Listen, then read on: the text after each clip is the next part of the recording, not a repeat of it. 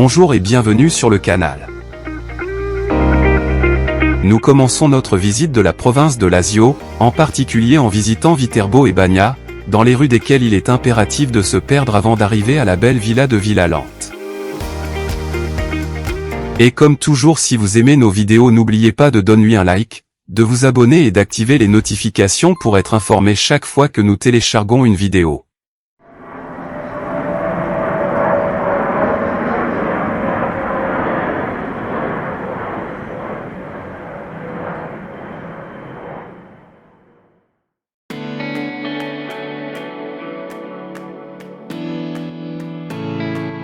Nous commençons notre parcours par la province de Lazio à Viterbo, à environ 80 km au nord de Rome et dont le centre historique est l'un des noyaux médiévaux les mieux conservés d'Italie.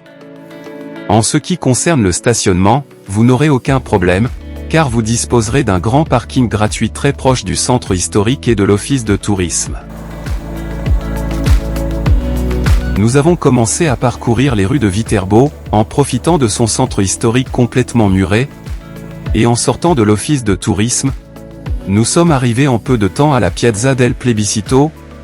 où nous trouvons le Palazzo dei Priori, siège de la commune de Viterbo, dont nous accéderons à la terrasse panoramique à la fin de la visite. En sortant de la place, en parcourant ces rues, nous trouvons le Palazzo Chigi, construit au XVe siècle et appartenant à la puissante famille Chigi. De là, nous arrivons en peu de temps à la belle Piazza del Gesù, qui dans l'Antiquité constituait le centre civique et social de Viterbo, étant le lieu où la justice était administrée, les gens se réunissaient et le marché était également organisé. Outre sa petite et belle fontaine, nous trouvons l'église de San Sylvestre connue sous le nom de Del Gesù, ou la tour Borgonone datant du XIIIe siècle.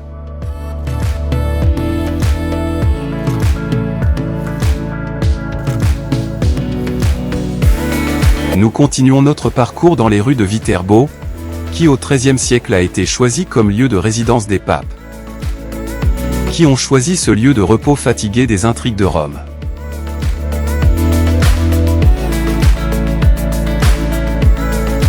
Près de la place du Gesù nous trouvons le Palazzo Farnese, un beau palais médiéval qui appartenait à plusieurs familles nobles, dont les Farnese, dont le bouclier de fleurs de lis est visible,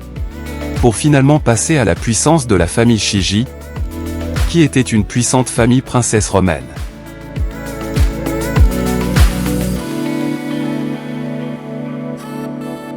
Nous arrivons à la Piazza de San Lorenzo, dans laquelle se trouve le centre religieux de la localité, et dans lequel se distingue, au fond, le Palazzo dei Papi, le palais papal, qui, comme nous l'avons dit au XIIIe siècle, a été choisi comme lieu de repos des papes.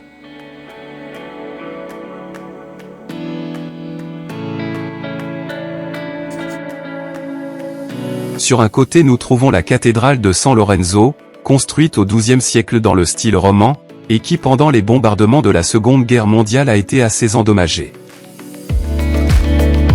Mais comme nous le disons, la véritable attraction de ce lieu est le Palazzo dei Papi, construit dans le style gothique, et qui est devenu si important, qu'il était utilisé par le collège cardinal pour élire le nouveau souverain pontife. Comme curiosité historique, en 1271, on vécut une curieuse période de tension, lorsque réunis à cet endroit les cardinaux affectés pour élire un nouveau pape, ne finissaient pas de se mettre d'accord. Fatigués les autorités et la citoyenneté, on ferma les indécis dans les salles sans aucun type de nourriture. Et quand le ventre des prêtres a commencé à donner des signaux d'alarme, ils ont rapidement décidé que le nouveau pape serait Grégoire X. Il faut voir que le pouvoir avait faim dans la curie romaine avide.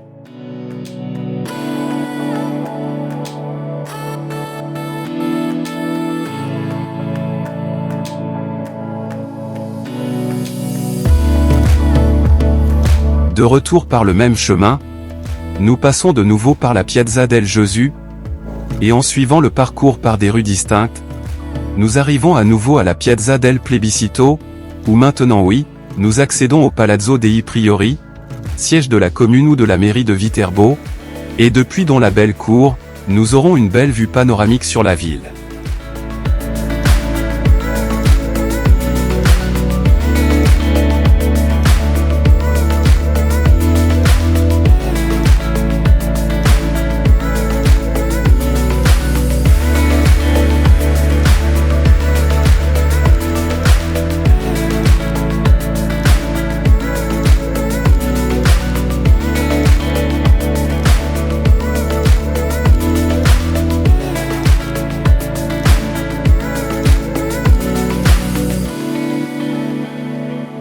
À la sortie, nous profitons de la belle et épaisse tour, située dans le Palazzo dei Priori, qui, avec 44 mètres de hauteur, a été construite en 1487 sur les fondations d'une précédente, ainsi que du lion de Viterbo, situé dans l'un des coins sous la tour, et qui était l'ancien symbole de la ville.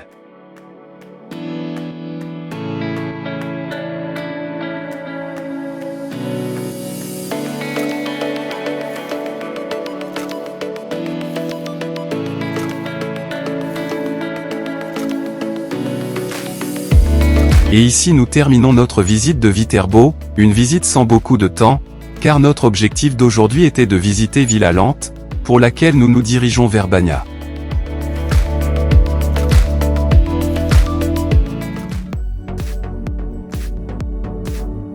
Bagna est situé à seulement 5 km de Viterbo, de sorte que nous prenons très peu de temps pour arriver, et il vaut certainement la peine de visiter sa ville médiévale. En ce qui concerne le parking, vous disposerez d'un grand parking gratuit, juste à côté de la petite localité pour commencer la visite. Nous commençons la visite de la Piazza del Castillo, sur laquelle se distingue surtout sa tour cylindrique, qui constitue la défense du château médiéval, plus tard converti en maison seigneuriale.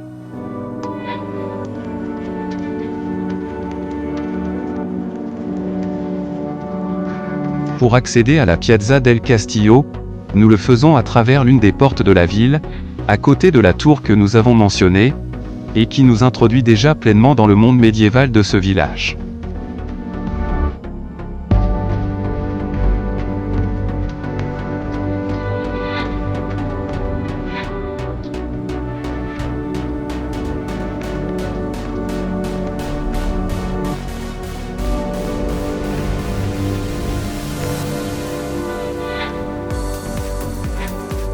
Pendant le parcours à travers le village médiéval parfaitement conservé, nous pourrons profiter de la promenade dans ces précieuses rues, avec une infinité de coins à découvrir, et dans lesquels nous trouvons, entre autres, Chiesa de Santo Stefano ou l'église de Saint-Étienne, actuellement une maison privée, et qui se trouve dans l'un de ces précieux coins que nous avons mentionnés. Ou la belle façade du palais Gallo, construit par la famille Gallo au XVIe siècle, et qui est resté actif comme siège de la municipalité jusqu'en 1928, année où Bagna est devenue une partie de la commune de Viterbo. Comme une image vaut 1000 mots, nous vous laissons profiter de notre promenade dans cette petite mais belle localité médiévale.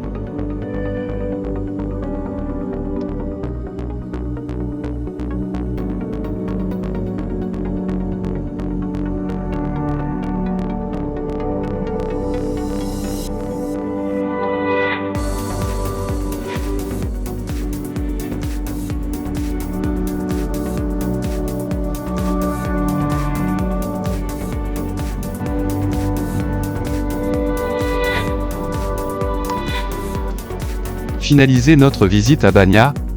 absolument recommandable bien sûr, nous nous adressons à notre visite de la journée, qui n'est pas autre que Villa Lante, située à l'extrémité sud de Bagna.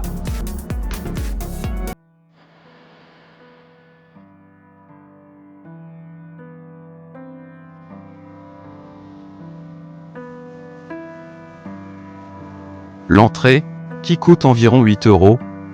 se fait par un côté de la villa, pas par l'ancienne entrée monumentale aujourd'hui en désuet, et après avoir monté un escalier, nous avons déjà apprécié cette merveille architecturale et passagère.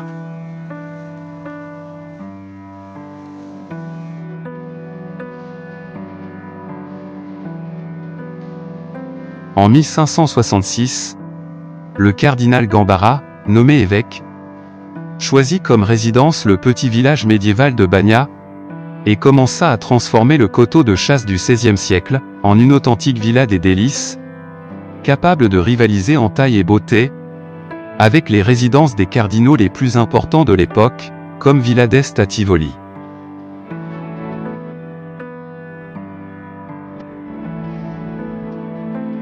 Nous visitons d'abord la Palazzina Gambara, et qui fut la première construite entre 1568 et 1578, ayant une structure architecturale simple, étant un bâtiment de plancher carré, fini également par un toit carré et où nous pouvons profiter en bas d'un précieux fruit.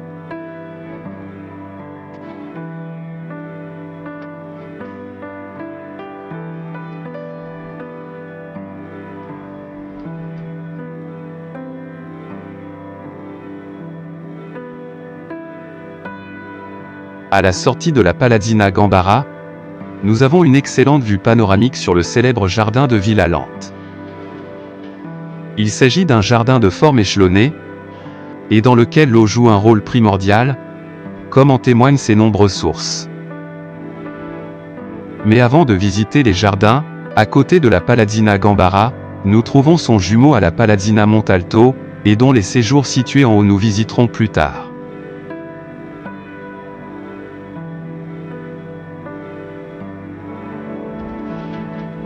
Nous accédons au beau jardin de la partie inférieure, appelé Il Quadrato, et dont le centre se distingue par la Fontana dei Mori, une fontaine circulaire, située entre 4 étangs carrés, et formée de 4 jeunes nus, qui soutiennent le bouclier du Montalto.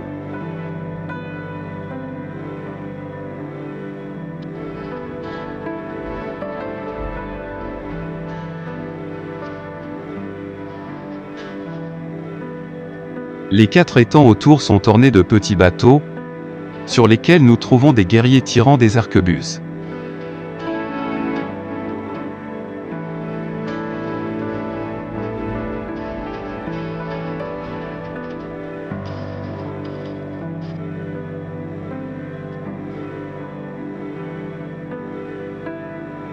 Par quelques escaliers,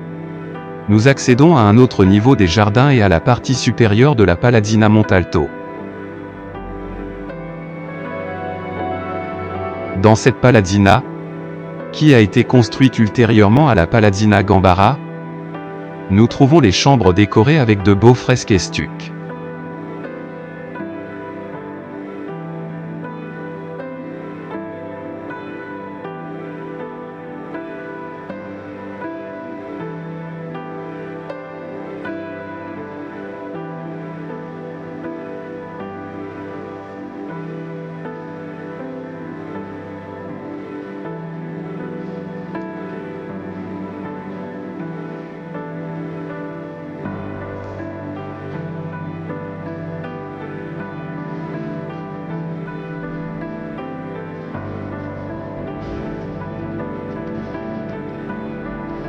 De la Palazzina Gambara,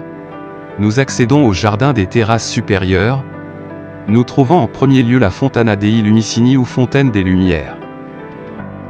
Avec une forme semi-circulaire, avec des marches d'eau à différents niveaux, ornées de lampes transformées en sorties d'or.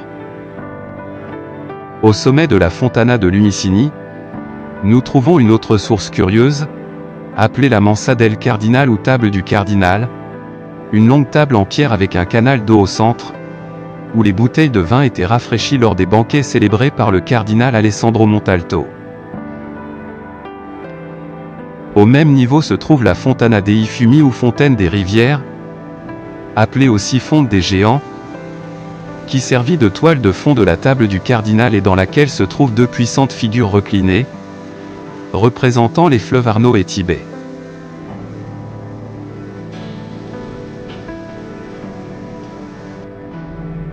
Sur un autre niveau supérieur,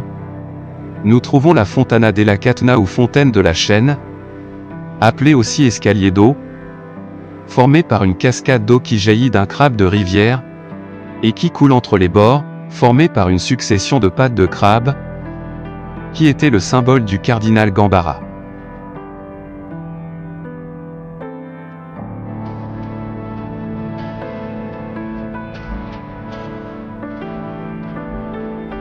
Sur un autre niveau supérieur,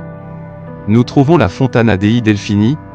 appelée aussi fontaine des vases, une source typique de la Renaissance de tasses rondes superposées, ornées de masques, de dauphins et de vers qui fonctionnent comme des surtendus. De là, nous accédons à la partie la plus haute des jardins, où nous trouvons une autre belle fontaine.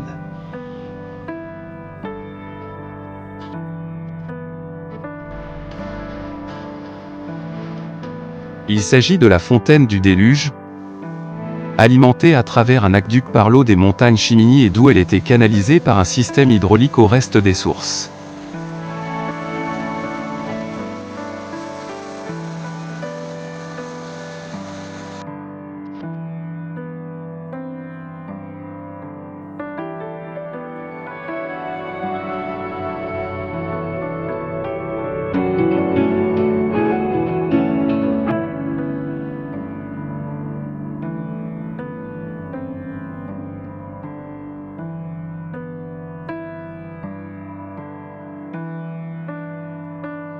De là, nous accédons au reste de la propriété,